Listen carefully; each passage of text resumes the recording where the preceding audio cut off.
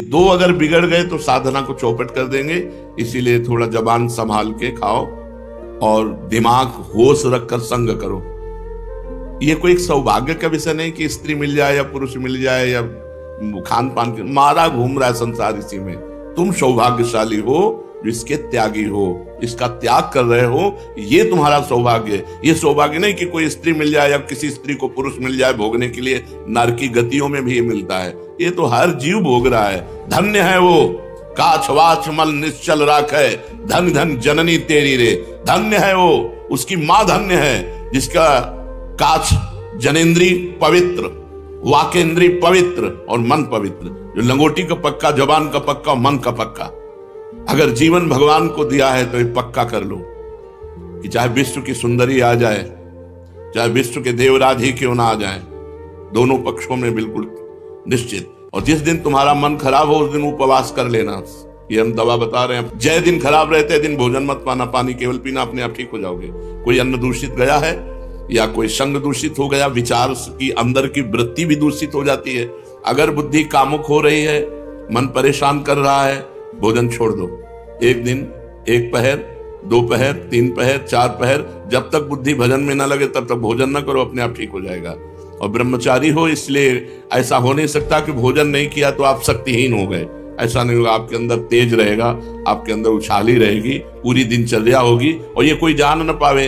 ये छपवाओ मत कि भैया ये 2 दिन से भोजन नहीं पा रहे हैं। नहीं, हमारा पेट दर्द कर रहा है या हमारे को अनुकूल नहीं पड़ रहा है, स्वास्थ्य ठीक नहीं है। अब सेवा पूरी करो, भोजन बिल्कुल मत करो, अपने आप ठीक हो जाएगा। ये साधन में बहुत जरूरी पॉइंट है, नहीं तो आपको अनुभव नहीं होगा। जिनको ये लगता हो कि गंदे आचरण करते हुए हम भगवत प्राप्ति कर लेंगे तो हमें लगता है कि बहुत बड़ी भूल कर रहे हैं। वो अचानक भगवान कृपा कर दें तो घोर पापी को भी परम पद दे दे। लेकिन सिद्धांत ऐसा है, संयत इंद्रिया, अपनी इंद्रियों को बस में रखो। उसके लिए कुछ भी छोड़ना पड़े, कुछ भी छोड़ना पड़े। साधक और विषयी में क्या अंतर है? विषयी भोग प्रधान होता है, साधक भगवत प्रधान होता है। उसे भोग मिले वो भोगों में राजी हो गया, वो भगवान में राजी होगा, भोगों में नहीं राजी होगा। साधक वही है जो भोगों में राजी ना हो। साधक प्रत्येक भोग भगवान के भजन के लिए करता है। भोजन, पानी, खान पान, व्यवहार, उस विषय को स्वीकार करता है जिससे उसका भजन बढ़े। भजन नष्ट हो जाए ऐसा पहनावा नहीं, ऐसा भोजन नहीं, ऐसा व्यवहार नहीं, ऐसी क्रिया नहीं, ऐसा संग नहीं। विषयी पुरुष जिससे भोग बढ़े वो वही आचरण करता। शरीर को सजाना, अच्छे अच्छे रजोगुणी भोजन पाना, एक दूसरे की तरफ देखना, जिससे भोग प्रवृत्ति बढ़े विषयी पुरुष वही आचरण करता है। और जिससे भजन प्रवृत्ति बढ़े वही साधक है जो भजन प्रवृत्ति बढ़ाने वाला आचरण करे। प्रत्येक कर्म भगवान के लिए करे, प्रत्येक कर्म का फल भगवान के सिवा जिसके जीवन में नहीं वो साधक। और जो प्रत्येक कर्म भोग के लिए करे, प्रत्येक कर्म का फल भोग, वो विषयी पुरुष है। साधक अपने को कैसे जाने कि मैं सही चल रहा हूं? साधक अपने को कैसे जाने कि मैं सही चल रहा हूं? जब चित्त में बुरे अपवित्र विचार ना आने लगे। आचरण की तो बात बहुत दूर रही, चित्त में बुरे और अपवित्र विचारों का अभाव हो जाए, जीवन में विनय आ जाए, सबसे झुकना, एकदम दैन्य, विषय चिंतन का अभाव होने लगे और अनुभव हो कि भगवान की अहेतु की कृपा है हमारे ऊपर। शांति, एकाग्रता, आनंद, संतोष, समता और प्रेम ये बढ़ने लगते हैं। जब साधक की साधना सही चलती है तो उसके चित्त में विषय चिंतन नष्ट हो जाता है। विषय चिंतन ही नहीं होता तो क्रिया की बात क्या? तब उसके हृदय में क्रमशः शांति, एकाग्रता, आनंद, संतोष, समता, प्रेम ये जागृत हो जाते हैं। यही साधना की सफलता है। बड़ा डर लगता है अच्छे अच्छे साधकों को भ्रष्ट होते देख करके। अच्छे अच्छे साधकों को भ्रष्ट होते गिरते देख करके बड़ा डर लगता है कि हम कैसे चल पाएंगे। जब अच्छे अच्छे साधक गिर जाते हैं। नहीं, डरने की बात नहीं है। जिनको अपनी साधना का अभिमान होता है वही भ्रष्ट होते हैं। जिनको अपनी साधना का अभिमान होता है वही भ्रष्ट होते हैं। साधक परम प्रवीणता पूर्वक जरा भी दोष अपने अंदर जिसको देखे उसको नष्ट कर डाले, दोष पनपने न दे। अपने को वो साधक कभी सुरक्षित न समझे जिसके अंदर ये सब भोग वासना के दोष हैं और वो आनंद से है। जैसे कांटा चुभा हो तो हर समय परेशानी रहेगी कि निकलना चाहिए, ऐसे हर समय जो हमारे अंदर भोग वासनाएं हैं इनको निकाल फेंकने के अंदर प्रयत्न रहना चाहिए। क्या उपाय करूं?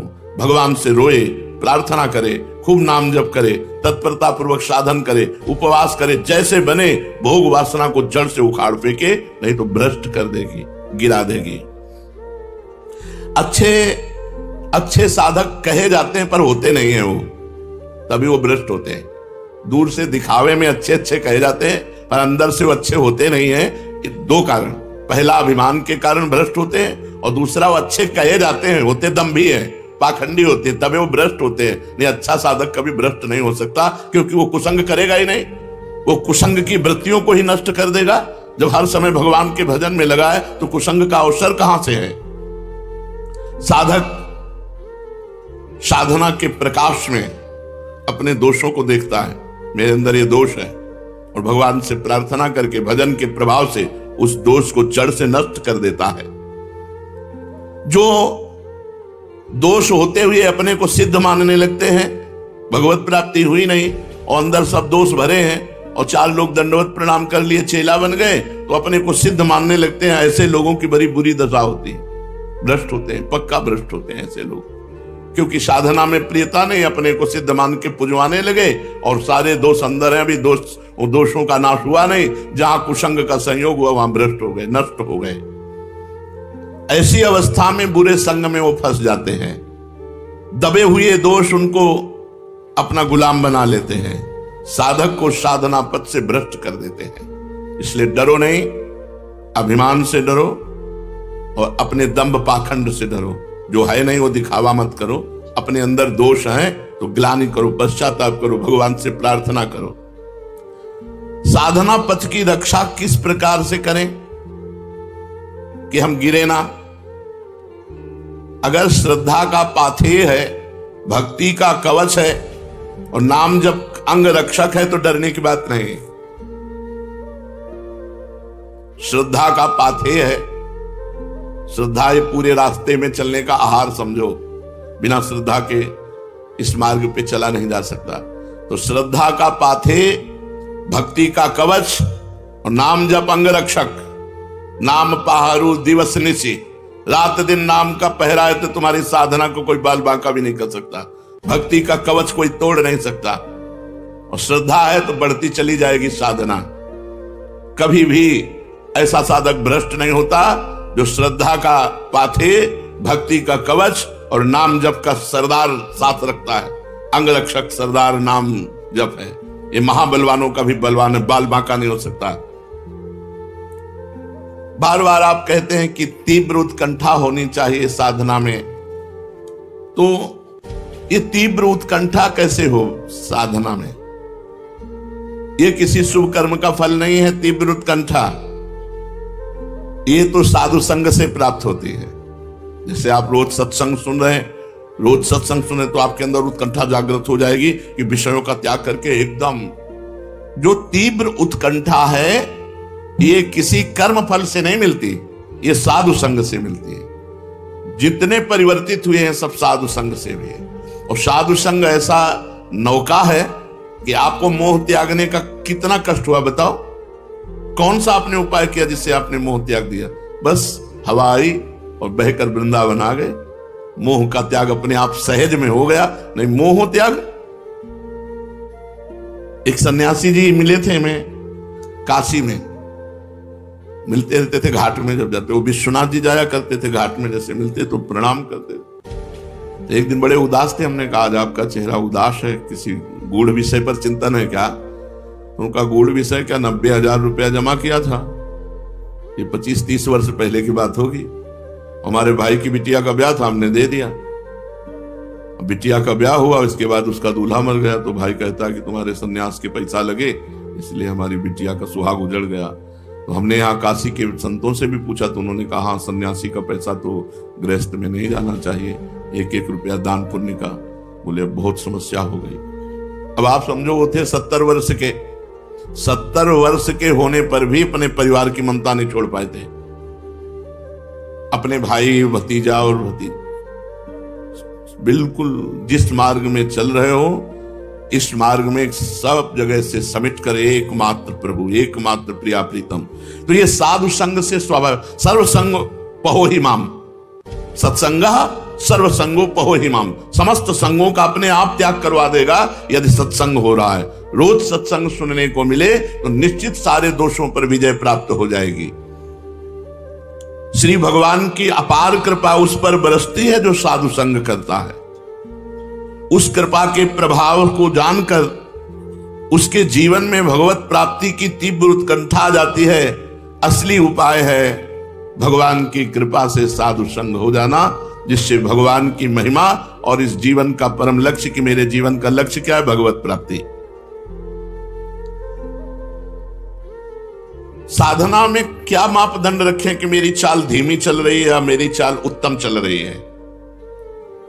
सही साधक वही है जो अपनी चाल को धीमी ही समझता है। मेरी चाल उत्तम है, यह उत्तम साधक का लक्षण नहीं है। मैं बहुत अधम हूं, जैसा भजन होना चाहिए, जैसी साधना होनी चाहिए वैसी मेरे से नहीं हो रही, ये अंदर बना रहना चाहिए। साधक को कभी अपनी साधना में संतोष नहीं होना चाहिए। अच्छा चल रहा है, नहीं, अभी अच्छा कहां चल रहा है? अभी राधा बोलते हैं आंख में आंसू कहां आया? अभी श्री जी कहां दिखाई दे रहे हैं? अभी अच्छा कहां चल रहा है? साधना में जितना संतोष होगा उतना ही वो आगे बढ़ेगा। जब अपनी चाल धीमी मानेंगे तो आपकी उत्तम साधना होगी। यही मापदंड है, साधना में असंतोष और अपनी चाल धीमी मानना और सबको भजनानंदी मानना। सब महान है, अधम तो हम ही है, भेष रखे हैं और जैसा भजन होना चाहिए वैसा नहीं होता, ऐसा अंदर दुख बना रहना चाहिए, उसकी साधना उत्तम बढ़ेगी। साधना जल्दी सिद्ध हो जाए, अपनी तरफ से क्या उपाय करना चाहिए? भगवान का दृढ़ भरोसा, दृढ़ आश्रय। साधना सिद्ध होने का उपाय, सब दोषों से मुक्त होने का उपाय, भगवान का दृढ़ भरोसा। हम वही मुंह की खाते हैं जहां भगवान की आज्ञा का उल्लंघन करते हैं, शास्त्र आज्ञा का उल्लंघन करते हैं, पक्का समझ लो। गुरुदेव भगवान कहते थे चाहे 24 घंटा भजन कर लो, अगर 1 मिनट भी आज्ञा का उल्लंघन करोगे तो 24 घंटे के भजन का आनंद अनुभव नहीं कर पाओगे। बिल्कुल ठीक रकील पे चले, जो रकील खींच दी गई वैसे। लकीर का फकीर, फकीर कौन? जो लकीर का फकीर, जो गुरु ने लकीर खींच दी कि इस पे चलना है, बस इधर नहीं इधर नहीं, राई के सम चलत ही हो तौर की ओर, राई भर पैर उतार दिए लकीर से तो फकीरी में अंतर आ जाएगा। लकीर का फकीर, जो गुरु ने शास्त्र ने लकीर खींच दी बस उसी पे चलना है। इधर उधर गाड़ी उतारोगे पलट जाएगी। जो जीटी रोड बना है उसी पे चलो। ये जो संप्रदाय है, जो मार्ग है, ये जीटी रोड है, राजमार्ग है, इसमें गिरोगे नहीं। अपनी जान में प्रयास में कमी न रखे, साधना का अभिमान न रखे और भगवान का भरोसा रखे तो जल्दी साधन सिद्ध हो जाता है। साधन में साधक को मेल जोल बढ़ाना ठीक है कि नहीं? ये हमारे दोस्त हैं, ये हमारे परमार्थिक अगर हैं, भजनानंदी हैं तो कोई दोष नहीं है, और अगर थोड़ी भी संसारिकता उसमें है तो तुम्हें गिरा देगी। इसलिए दोस्त नहीं बनाना चाहिए। जीवन में दोस्त नहीं बनाया आज तक, अभी कोई दोस्त नहीं, आगे भगवान जाने। आज तक कोई दोस्त नहीं तो दुश्मन का सवाल ही नहीं होता। जब दोस्त हो तो दुश्मन हो, न दोस्त है न दुश्मन है। भगवान ने बड़ी कृपा की, आज तक एक दोस्त नहीं, एक भी नहीं है। वृंदावन में रहते हुए 27-28 वर्ष हुए जा रहे हैं, एक भी दोस्त नहीं। पीछे तो वैराग्य में जीवन रहा तो वहां दोस्त का सवाल ही नहीं उठता। यहां भी एक भी दोस्त नहीं। कोई सब संत महंतों की चरण रज माथे पे है, लेकिन अपना किसी से नहीं है कि अमुक आश्रम के अमुक महंत से हमारा प्रेम है। सबसे प्रेम है, सबकी चरण रज वंदना है, लेकिन अपनी दोस्ती किसी से नहीं है। परमार्थ में, साधन मार्ग में मेल जोल बिल्कुल ठीक नहीं है। मेल जोल में धोखा हो जाएगा। जमुना बाई ये जुगल घाट पे रहती थी। अजीज बेग अकबर का भांजा, वो यहां गश्त पे आया हुआ था, अपने सैनिकों के साथ देखा ब्रह्मचारिणी फटे पुराने कपड़े शरीर पे लपेटे यमुना स्नान करके, तो तेज झलक रहा था। तो सैनिकों से कहा ऐसी सुंदरी तो हमारी सेवा में आनी चाहिए। तो बोले सरकार ये विरक्त है, साधु है, ये ऐसे। अब उसका मन ललचा गया देख करके गीले वस्त्र में ऐसे। 2 वैश्याएं भेजी, वो साधु के वेश में आई और भगवान की चर्चा कर दी। 8-10 दिन लगातार आई, तो वो साधु भाव से सम्मान करके बैठा लेते। अब जब 10 दिन लगातार आई तो मेलजोल हो गया, हंसना, बातचीत करना, बैठना। वो 2 दिन फिर नहीं आई, फिर तीसरे दिन अगले दिन आई। तो पूछना बनता है ना कि आप 2 दिन नहीं आई। तो उनका हमारे यहां एक बहुत बड़े साधु आए हैं, उनकी सेवा में आप दर्शन करेंगे। उनका हरिवंश महाप्रभु की कृपा से ऐसी तो कोई इच्छा है नहीं, तो साधु दर्शन के लिए आप मना करते हैं। चलिए ना, बहुत अच्छे साधु है, आपको आनंद मिलेगा। उनका चलो महाप्रभु का आदेश है, श्याम श्यामापद कमल संग सिरनायो, किसी भी संप्रदाय का साधु हो अगर सिद्ध है तो उसके दर्शन मात्र से मंगल तो होता ही है। चलो मेल जोल पहुंचा दिया हवेली में। जो देखा हवेली, तो उनका हवेली कहां, संत आए तो उनको लगा संत को क्या हवेली और क्या फुटपाथ, मान लो कोई धनी मानी बुला के ले आया होगा। तो जब हवेली में अंदर गए तो बाहर से वैश्याओं ने दरवाजा बंद कर देखा उस अकबर के भांजे को, वो काम की दृष्टि से व्याकुल। अब समझ गए कि मुझे फंसा लिया गया,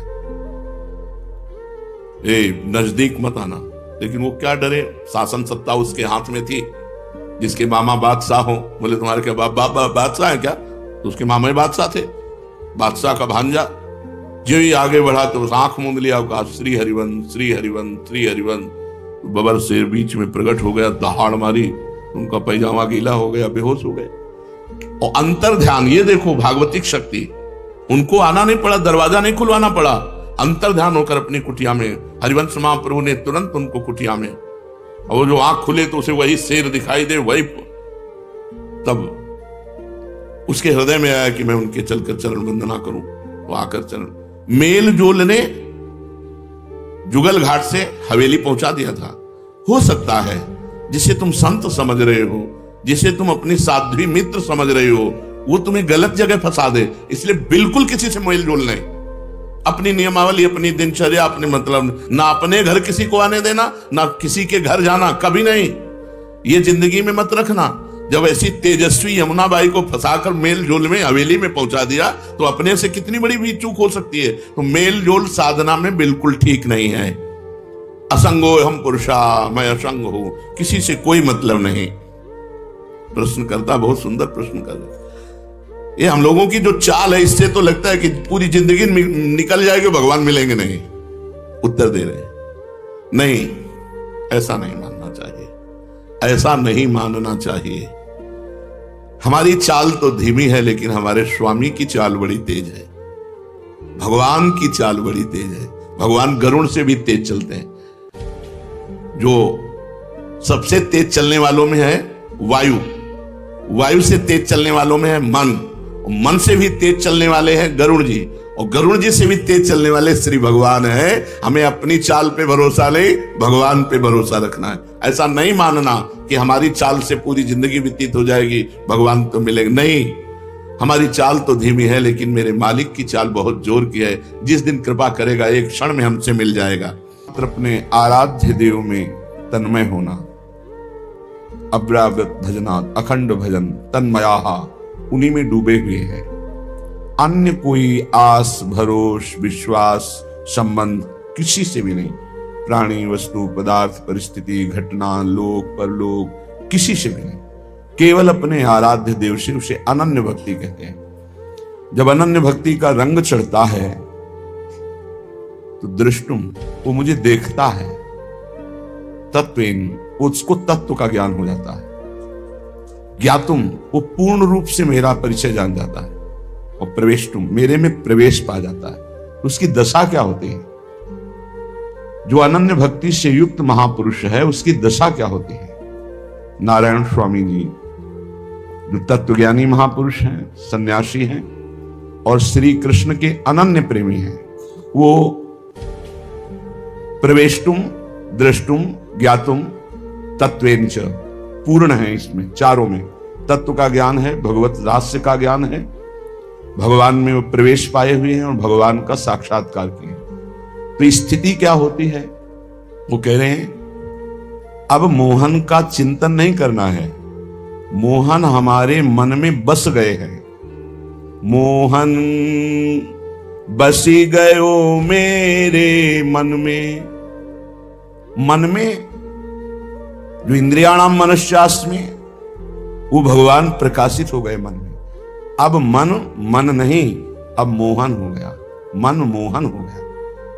मोहन बसी गयो मेरे मन में, लोक लाज कुल कान छूट गई, या की नेह लगन में। मोहन बस गयो मेरे मन में, मन मोहन हो गया। ऐसा प्रभाव पड़ा, अब ना लोक की कहानी, न वेद की कहानी, न कुल की कहानी, इन सब से ऊपर उठ गया, छूट गई। अब एक ही बात रह गई, नेह की लगन, प्रेम। मिला हुआ भी मिलने की प्रबल चाह, देखता हुआ भी देखने की प्रबल प्यास, नेह लगन में। स्थिति क्या है? जित देखूं तित ही वह दिखे, घर बाहर आंगन में। धन्य है जीवन जिसके लिए तरसा जाता है पूरा जीवन। क्या स्थिति आई अनन्य भक्ति के द्वारा, जो प्रभु का रहस्य ज्ञान हुआ, प्रभु का तत्व ज्ञान हुआ, प्रभु में प्रवेश पा गए, प्रभु का दर्शन हुआ, तो मन ही मनमोहन बन गया। अब लोक मर्यादा, कुल मर्यादा, वेद मर्यादा, इस सब से वो ऊपर उठ गया है, लोकातीत हो गया है, वेदातीत हो गया है। अब वो जिधर दृष्टि डालता है उसे अपना इष्ट केवल दिखाई देता है। स्वयं की स्थिति वर्णन कर, कितना महान वो हृदय है जिसमें हर समय प्रभु स्फुरित हो रहे हैं। नहीं तो विषय वासनाओं का जाल बिछा हुआ है, ये वो प्रपंच चलता रहता है। अनन्य भक्ति का क्या प्रभाव पड़ा? जित देखूं तित ही वह दिखे, घर बाहर आंगन में, अंग अंग प्रति रोम रोम में। छाए रहो तन मन में मोहन, रोम रोम अंग अंग प्रति। छाए रहो तन मन में मोहन, बसी गयो मेरे मन में। अपने अंगों में भी श्याम सुंदर दिखाई दे रहे हैं, रोम रोम श्याम सुंदर में हो गया। घर बाहर आंगन में देखे तो श्याम सुंदर तो दिखाई दे रहे, पर अंग अंग श्याम सुंदर, रोम रोम श्याम सुंदर, पूरा तन श्याम सुंदर और मन श्याम सुंदर। नारायण स्वामी तन में भी वही, मन में भी वही, अंग अंग में वही, रोम रोम में वही। क्या सुंदर झांकी हर समय हो रही। कुंडल झलक कपोलन सोहे, दिखाई दे रहा है। नील कमल की सी कांति, अद्भुत चिकने तेजोमय कपोल और उनके ऊपर कुंडल की तेजोमयी झलक पड़ रही। कुंडल झलक कपोलन सोहे, बाजू बंद भुजन में। अजान बाहु, विशाल बलशाली, अभयद भुज दंड मूल, पीनन शशानुकूल, अजान बाहु, जिनकी भुजाओं में बाजू बंद बंधे हुए हैं। प्रभु कंकन कलित ललित बनमाला, नूपुर धुनि चरणन में मोहन, बस गयो मेरे मन में। सुंदर कंकण धारण किए हुए कलाई पे, कमर में करधनी है और ललित बनमाला धारण किए हुए हैं। श्री चरणों में नूपुर बंधे जो अद्भुत ध्वनि कर रहे हैं, और नयन चपल नयन भ्रकुटी वर बाकी, ठाढ़ो सघन लतन में, नारायण बिना मोल बिकी हूं, या की नेक हसन में। नारायण बिना मोल बिकी हूं, या की नेक हसन में मोहन, बस गयो मेरे मन में। बड़े ही चंचल नयन है, बाकी भ्रकुटी है, इसीलिए इन्हें बाके बिहारी कहते हैं। ये सघन लताओं में खड़े हैं। नारायण स्वामी कहते बिना मोल के मैं बिक गई, इस प्रेम समुद्र ने डुबो दिया, बिना मोल के बिक गई हूं, या एक मुस्कान में अपने जीवन को समर्पित कर दिया। ऐसे अनन्य प्रेमी जनों के हृदय में धर्म, अर्थ, काम, मोक्ष, इनकी किसी की भी चाह नहीं होती। ये साधारण लोग क्या, साधारण भक्तों को समझ में नहीं आ सकता कि भगवान की आराधना करें और उनसे कुछ चाहें ना, कुछ सुख ना चाहें। ये क्या है, कैसा है इनका हृदय। भगवान की भक्ति करें, भगवान की आराधना करें और उनसे हम कोई लाभ ना चाहें। ऐसे तो लाखों करोड़ों भक्तों में कोई एक भक्त होता है, कोई एक, जो कहो हरिवंश रस बिरलो समझन हार, एक दोई जो पाइए खोजी सब संसार। कोई एक दो, एक दो। लाखों लोग भजन कर रहे हैं, लाखों, लेकिन प्रभु से सुख पाने के लिए, प्रभु से कल्याण कराने के लिए, प्रभु से अपना मंगल चाहने के लिए। धन्यवाद, वो भी उदार माने हैं, भगवान ने उनको भी उदार कहा है, आर्त को भी, अर्थार्थी को भी, जिज्ञासु को भी। भगवान से संकट निवृत्ति चाहना, भगवान से अर्थ भोग सामग्री चाहना, भगवान से ज्ञान चाहना, भगवान में स्थित हो जाना, मोक्ष प्राप्त कर, चारों महान है। लेकिन यहां वृंदावन नित्य विहार रस में इन चारों की चर्चा नहीं। ये समझ में इसलिए नहीं आएगा कि अभी हम देह भाव से युक्त हैं, तो लगता है भगवान की आराधना सुख प्राप्ति के लिए की जाती है। यदि मेरी मनचाही सुख सामग्री न मिली तो आराधना का फल क्या है। यहां अपार सुख का समुद्र लहरा रहा है।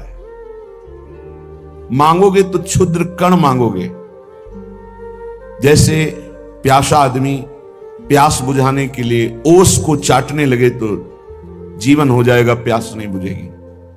ऐसे ये ओस कण जैसे भोग है यहां से लेकर ब्रह्मलोक तक। अगर हम आराधना करके मांगना भी चाहते तो हमारी केवल मांग ओस कणों की है, जिनसे कभी प्यास नहीं बुझेगी। प्रेम समुद्र में हमारी प्यास बुझेगी। अगर हम ना मांगे और आराधना करें गुरुजनों की बात मानकर, तो हमको ओस कण नहीं, हमें प्रेम समुद्र का पान करने को मिलेगा। प्रेम समुद्र, अपार सुख, अपार आनंद, जहां किंचन मात्र भी दुख का लेश नहीं। स्वयं भगवान गीता जी में कहते हैं, जैसे विशाल सरोवर के प्राप्त हो जाने पर छोटे मोटे गड्ढों की याद नहीं आती, जरूरत नहीं होती, ऐसे एक बार भगवदानंद स्फुरित हो तो ब्रह्मलोक तक के भोगों की विश्वत त्याग वृत्ति हो जाती है। ब्रह्मादिक के भोग सब विषम लागत ताहि, नारायण ब्रज चंद की लगन लगी है जाए। अभी लगन को समझा नहीं। इस मार्ग में सर्वाश्चर्य की बात यह है कि यहां सर्वविध श्रृंगार है और उत्तम भोग है, पर यहां के प्रेमी सब त्यागियों के सिरमौर हैं। बड़ा सूक्ष्म विषय। अपने युगल सरकार की सुखेच्छा यहां के उपासक का जीवन है। यहां महामहिम श्रृंगार है, महामहिम अत्यधिक भोग है, पर त्यागियों की वो शिरोमणि है प्रेमी जन। ये बड़ा सूक्ष्म विषय। त्यागी का त्याग तो दिखाई देता है कि वो कपड़ा नहीं पहनता, दिगंबर रहता है, भभूत लगाता है, वो ऐसा, वो वृक्ष के नीचे ऐसा। लेकिन ये श्रृंगार चरम सीमा का भोग और युगल सुखेच्छा के अतिरिक्त इनके अंदर कोई वासना, कोई इच्छा, ना मोक्ष की न कोई और अन्य की। इस त्याग को कैसे कोई जान सकता है? इन प्रेमियों के जीवन की प्रत्येक श्वास, मन की प्रत्येक सूक्ष्म से सूक्ष्म वृत्ति और शरीर की प्रत्येक क्रिया एकमात्र सहज में युगल सरकार के लिए होती, प्रिया प्रीतम के लिए। इस महान परम त्याग और समस्त उत्तम महाभोगों का सानिध्य ये समझ में नहीं आता। ये बड़े बड़ों की समझ में नहीं आता। ये बड़े बड़े विद्वानों की, त्यागियों की बुद्धि में भ्रम हो जाता है। ये बैरागी कैसे है, त्यागी कैसे है? सबसे दुरूह पहली यह है कि उनका जीवन, प्रेमी जनों का जो वृंदावन नित्य विहार रस की, इनकी प्रत्येक श्वास, प्रत्येक मन की सूक्ष्म से सूक्ष्म वृत्ति और शरीर की प्रत्येक क्रिया केवल युगल सरकार के लिए है। तथापि परम त्याग और महामहिम भोगों के बीच में रहना ये बड़ी पहेली है। इसे बड़े बड़े त्यागी और ज्ञानी जन नहीं सुलझा सकते कि इनका ऐसा कैसा त्याग भोगों के बीच में रहते हुए, जहां नित्य ब्रह्मानंद स्वरूप में परिनिष्ठित परमहंस इस रहस्य के मर्म को जानने वाले सुखदेव जी, परीक्षित जी मरणासन्न है, 7 दिन में तक्षक सर्प काटेगा, पुलकित होकर के रास लीला सुना रहे, महान आनंद से प्रफुल्लित है, मुग्ध है और पवित्रतम गुप्त रहस्य खोलने लगे। ऐसा परमहंस जो अद्वितीय है, गर्भ से ही बैरागी, नाल छेदन भी नहीं हुआ और घर त्याग करके चल दी, मां का रूप नहीं देखा लौटकर। श्री सुखदेव जी ने वो गोपियों के रूप का वर्णन करते हैं, वो गोपी वल्लभ प्रभु के साथ रास विलास का वर्णन करते हैं। क्या है ये रास? यदि इसमें कहीं भी लोक परलोक के सुख की गंध भी होती तो ये परमहंस बोलते ही नहीं। परम त्यागी महामहिम भगवद अवतार स्वरूप श्री कृष्ण चैतन्य देव जी गोपी का स्मरण करके भाव में डूब जाते। जब कभी ब्रज की चर्चा होती तो अश्रुओं की धारा बहती। महाप्रभु श्री श्री कृष्ण चैतन्य देव बाह्य ज्ञान शून्य होकर प्रेमानंद राज्य में प्रवेश।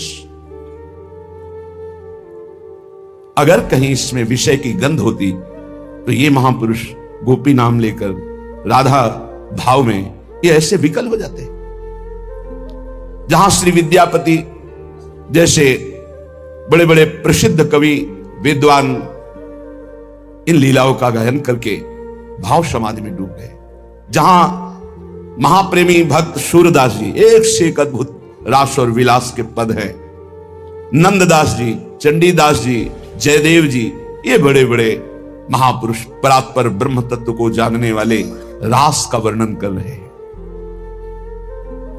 ये प्रेम पीयूष धारा है, इसे कोई देहाभिमानी स्त्री पुरुष भाव वाला कैसे जान सकता है?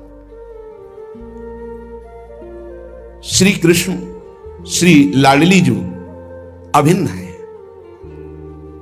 देखो, लौकिक व्यवहार में ये सब बातें होती हैं, ब्याह आदि। ये अभिन्न स्वरूप नवनिवृत्त निकुंज में अनादिकाल से, अवतार लीला तो कुछ समय के लिए होती है, नवनिवृत्त निकुंज का परिचय ही नहीं है।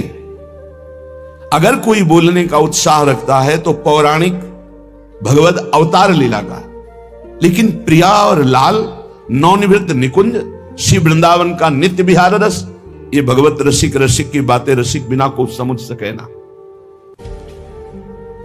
साम रहस्योपनिषद में कहा गया है, अनादिरयम पुरुष एक एवास्ति तदेव रूपम द्विधा विधाय समाराधन तत्परो भूत तस्मात् ताम राधा रसिकानंदाम वेद विदो वदंती। वह अनादि पुरुष परब्रह्म परमात्मा अनादिकाल से अपने प्रेम का रसास्वादन करने के लिए दो बन करके खेल रहा है। उस अनादि पुरुष परमात्मा का प्रेम मूर्तिमान राधा, इसीलिए वो परमात्मा राधा की आराधना करता है, राधा आराधन तत्पर। इसीलिए वेदज्ञ पुरुष श्री राधा को रसिकानंद रूपा बताते हैं। तदेव रूपम द्विधा विधाय समाराधन तत्परो भूत तस्मात् ताम राधाम रसिकानंदाम वेद विदो वदंती। व्यवहार की गुंजाइश ही नहीं। राधा तापनी उपनिषद में आता है, एयम राधा यश्च कृष्णो रसाब्धिर्देहश्चैकहा क्रीडनार्थम द्विधा भूत। ये जो राधा है यही श्री कृष्ण है, रस के सागर रूप में श्री कृष्ण रूप में, और प्रेम समुद्र का सार रूप में राधा। यही राधा श्री कृष्ण है, यही श्री कृष्ण राधा है। वे एक है, पर खेल के लिए राधा और कृष्ण दो रूप धारण किए गए। ब्रह्मांड पुराण में भगवान श्री कृष्ण ने कहा, राधा कृष्णात्मिका नित्यम कृष्णो राधात्मको ध्रुवम वृंदावनेश्वरी राधा राधैवाराध्यते मया। मैं सबकी आत्मा हूं और मेरी आत्मा राधा है। राधा जो क्या है? श्री कृष्ण की आत्मा है, और मैं श्री कृष्ण वृंदावनेश्वरी श्री राधा की राधैवाराध्यते मया निरंतर आराधना करता रहता हूं। वृंदावनेश्वरी राधा राधैवाराध्यते मया, मेरे द्वारा आराधित, मैं आठों पैर उनकी आराधना में रहता हूं। क्योंकि नित्यम कृष्णो राधात्मको ध्रुवम, श्री कृष्ण की आत्मा है श्री राधा। राधा कृष्णात्मिका, कृष्णात्मिका कृष्ण की आत्मा है श्री राधा। यह कृष्णा सापि राधा च या राधा कृष्ण एव सहा एकम ज्योतिर्द्विधा भिन्नम राधा माधव रूपकम। जो श्री राधा है वही श्री कृष्ण है, जो श्री कृष्ण वही श्री राधा है। ये राधा माधव रूप एक ही परमात्मा ज्योति दो रूपों में प्रकाशित हो रही है, अभिन्न है। कोई भी इनमें भेद बुद्धि यदि करेगा, अवयोर बुद्धिर भेदम च यह करोति नराधमा तस्य वासा काल सूत्री यावत् चंद्र दिवा करो। जो मुझ श्री कृष्ण राधा में भेद करके तनिक भी वर्णन करेगा, उसे जब तक चंद्रमा और सूर्य रहेंगे काल सूत्र नामक नरक भोगना पड़ेगा। भगवान श्री कृष्ण चंद्र कहते हैं, मेरी सामर्थ्य नहीं कि मैं सृष्टि रच सकूं आपके बिना। सृष्टि की रचना में मैं सामर्थ्यवान बनता हूं आपके कारण। आप मूल प्रकृति ईश्वरी हैं, आपके ही सहयोग से मैं हर लीला करता हूं। जब ब्रज की रास का प्रादुर्भाव प्रभु करना चाहते हैं तो योग माया मुपाश्रिता, कल आपने सुना था, हमारी श्री किशोरी जी के ही अंश से योग माया का प्रादुर्भाव हुआ है। भगवान रपि तारात्रि शरदोत्फुल्ल मल्लिका वीक्षण तुम मनश्चक्रे योग माया मुपाश्रिता। मैं सृष्टि रचना में तभी सामर्थ्यशाली बनता हूं जब आप होते हैं। जैसे मिट्टी ना हो तो कुम्हार क्या बनाए, स्वर्ण ना हो तो सुनार गहना कैसे बना सकता है, ऐसे हे किशोरी जो आप ना हो तो आपके अंश मूल प्रकृति के बिना मैं कैसे परमात्मा सृष्टि की रचना। एक क्षण में अनंत ब्रह्मांडों की रचना आपसे होती है। यदि तुम न रहो तो मैं हूं ही नहीं। समझो, राधा कृष्ण तत्व को समझो। तुम सृष्टि की आधार नहीं, मेरी भी आधार हो।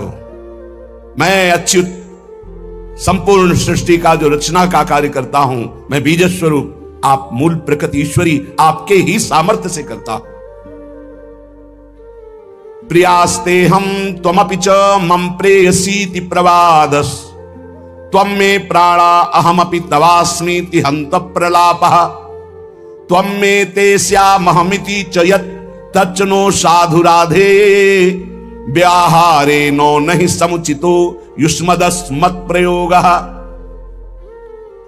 यदि मैं प्रीतम हूं और तुम मेरी प्रीतमा हो ये कहते हो तो ये केवल प्रवाद मात्र है। तुम मेरी प्राण हो, मैं तुम्हारे प्राण, ये कहना प्रलाप मात्र है। तुम मेरी हो, मैं तुम्हारा हूं, ये कहना भी साधु शब्द नहीं है। क्यों? क्योंकि हम और आप में मैं और तू का प्रयोग ही नहीं है, हम दो हैं ही नहीं। राधा और श्याम सुंदर में द्वैत है ही नहीं, दो है ही नहीं। जो श्याम सुंदर वही राधा, जो राधा वही श्याम सुंदर। त्वं मे ते स्यामहमिति च यत् तच्च नो साधु राधे, ये साधुवाद नहीं कि आप हो मेरी, मैं आपका, और आप और मैं जहां शब्द लग रहा है, ये साधुवाद नहीं। क्या है? हमारे आप में कुछ भी किंचन मात्र दो है ही नहीं। इसीलिए मैं और तू का प्रयोग मेरे और आपके बीच में नहीं। मैं एक ही, श्याम श्यामा एक ही तत्व, विलग की तो कहीं कोई गुंजाइश ही नहीं। देखो, राज दरबार की चर्चा करने वाला महल के रस को नहीं जानता है, लेकिन महल के रस की वृत्ति को जानने वाला राज दरबार की वृत्ति को जानता है।